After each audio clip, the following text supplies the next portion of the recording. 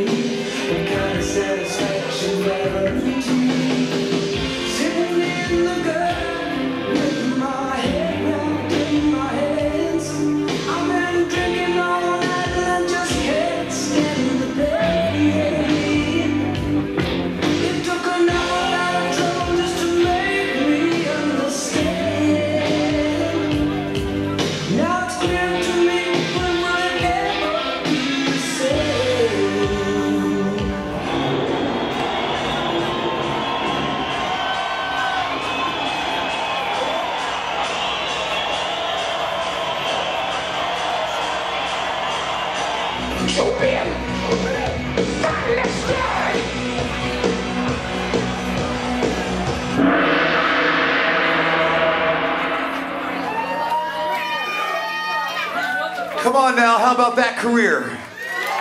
And he's still going strong, man.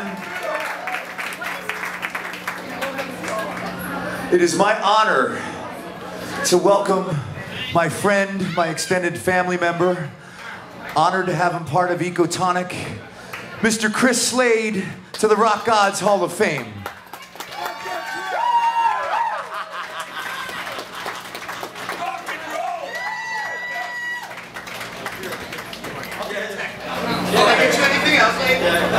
Two beers, please.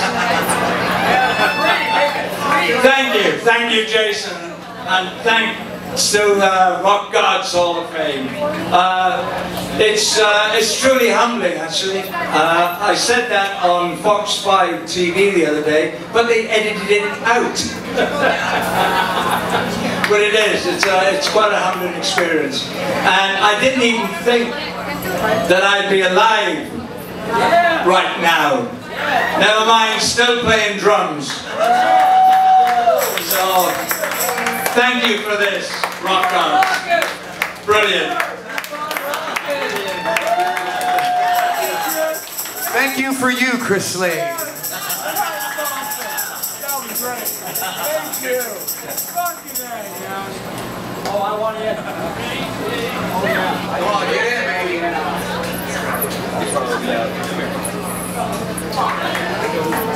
Congratulations. Yes. Sure. Okay. In the 70s, I was in Man for Man's Earth Band. and I'll cut it down as slow, as small as I can. And this journalist, the first of the night. How about that? How about that for willpower? A journalist gave Manfred and myself a record that had disappeared without a trace. And it was this singer-songwriter's first record. And it didn't do very well. But the songs on it were great. So Manfred and I, we took it back to Britain. Manfred did a kick-ass arrangement of this song.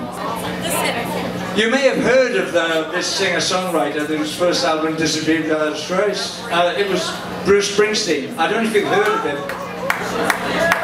But he wrote this next song. And this is Bruce Springsteen's first and only, to date, #1 single. He's had many #1 albums. This is his only #1 single. Oh, and the journalist, this is very important, the journalist that gave us those albums was John Landau, who has been Springsteen's manager for decades since then. He was a journalist then writing for Rolling Stone. So, good story. So we're going to do Blinded by the Light!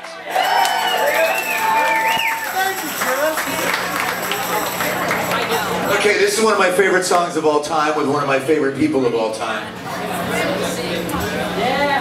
I've never really seen a band do this live, ever.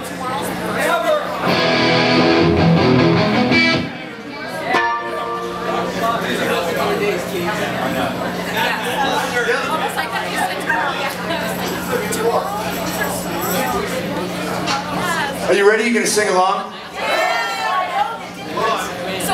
Look at my throat. I've been singing for like 5 weeks straight.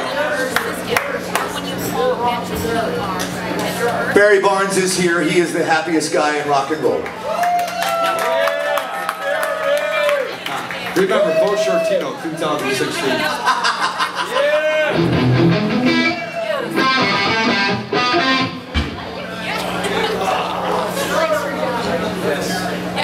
You should see it up here. There's just paper scattered everywhere. It's old school, man. So many lyrics. I know so many lyrics. So many lyrics. I'd like to thank my band. You guys are great. Thank you very much.